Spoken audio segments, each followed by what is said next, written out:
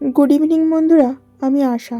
আমার channel creation of আশাতে আপনাদের সকলকে স্বাগতম। আমি আজ নিয়ে চলে এসেছি ফুলকপির একটা অনবদ্য রেসিপি। দেখুন ফুলকপিটা কতটা ফ্রেশ। এই শীতকালে এই রকম ফ্রেশ ফুলকপি দিয়ে যে কোনো রেসিপি বানালে খেতে অসম্ভব সুন্দর হয়। দেখুন এখানে আমি ফুলকপিটা ছোট ছোট করে কেটে নিচ্ছি। আমি যে রেসিপিটা বানাবো তার জন্য এরকম ছোট ছোট করেই কাটতে হয়। তো এখানে আমি উনানটা জ্বেলে কড়াইটা বসিয়ে দিলাম। কড়াইতে দিয়ে দিলাম 1 মগ জল। জলটা গরম হলেই দিয়ে দিলাম কপিগুলো এইভাবে গরম জলে একটুখানি ভাপিয়ে নিলে ফুলকপির মধ্যে যদি ছোট ছোট পোকা থেকে থাকে সেগুলো যেমন নষ্ট হয়ে যাবে, সেই রকম অনেকের আবার অ্যাসিডিটির সমস্যা হয়। এই রকমভাবে জলের মধ্যে ফুলকপিগুলো ভাপিয়ে নিলে সেই সমস্যারও সমাধান হয়ে যাবে। তো ফুলকপিগুলো হালকা একটু ভাপিয়ে নিলাম। এখন কড়াইতে দিয়ে দিলাম সরিষার তেল, ফোড়নে দিলাম কালো জিরা, এরপরে দিলাম কয়েকটি রসুন কুচি, এরপরে দিলাম পেঁয়াজ কুচি। এরপর অল্প একটু নাড়াচাড়া করে নেব যতক্ষণ না পেঁয়াজের কালারটা একটু চেঞ্জ হয়ে যায়। এরপর আমি 4টে বড় সাইজের লঙ্কার কুচি দিয়ে দিলাম। এরপর দিয়ে দিলাম আলুগুলো, ছোট ছোট করে ডুমো ডুমো করে আলু কেটে রেখেছিলাম।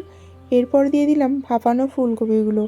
এরপর অল্প একটু নাড়াচাড়া করে এখন আমি দিয়ে দিলাম অল্প একটু হলুদ গুঁড়ো, এরপরে দিয়ে দিলাম লবণ। তারপর আবারও কিছুক্ষণ নাড়াচাড়া করব।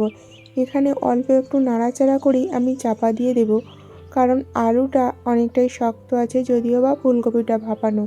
তাই এইভাবে ঢাকা চাপা করে করে ভাজা করে যখন ভাজা ভাজা হয়ে আসবে তখন দেখে নিতে হবে আলু বা ফুলকপি পারফেক্টলি সিদ্ধ হয়েছে কিনা।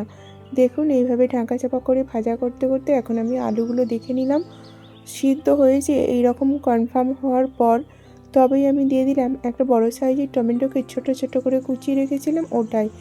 এরপর আমি মাঝখানটা ফাঁকা করে অল্প একটুখানি সরিষার তেল দিয়ে তেলটা গরম হলে দিয়ে দিলাম একটা ডিম। এরপর দিয়ে দিলাম অল্প একটুখানি লবণ। তারপর ডিমটা অল্প একটু নাড়াচাড়া করলেই ডিম সহজেই ভাজা হয়ে যায়। দেখুন ঝুরঝুরে মতো ভাজা হয়ে গেছে। এখন আমি ডিমগুলো আলু আর ফুলকপির সঙ্গে মিক্স করে দেব। খুব ভালোভাবে মিক্স করার পর আবারও একটু ভাজা ভাজা করে নিলাম। এরপর দিয়ে দিলাম চিনি, তারপরে দিয়ে দিলাম ধনিয়া পাতা কুচি। এরপর আবারও কিছুক্ষণ নাড়াচাড়া করব যতক্ষণ না চিনিগুলো গলে আর ধনিয়া পাতার কাঁচা ভাবটা যায়। ধনিয়া পাতাগুলো কাঁচা কাঁচা থাকলে হয়তো দেখতে ভালো লাগবে, বাট সেটার একটা স্ট্রং স্মেল থাকবে, তার জন্য রেসিপিটা খেতে ততটা ভালো লাগবে না। সেই কারণে আমি আবারও কিছুক্ষণ নাড়াচাড়া করে ভাজা করে নিলাম। এখন আমার রেসিপিটা কমপ্লিট। তো বন্ধুরা, রেসিপিটা আপনাদের কেমন লাগলো দেখতে অবশ্যই কমেন্ট করবেন। স্বাদের কমপ্লিমেন্ট ডেফিনেটলি আমি দেব। খুব অল্প উপকরণে খুব অল্প মশলায় অসাধারণ একটা রেসিপি। না, ভাতের সঙ্গে নয়, বরং আমি আপনাদের সাজেস্ট করব লুচি, রুটি অথবা পরোটার সঙ্গে গরম গরম পরিবেশন করুন।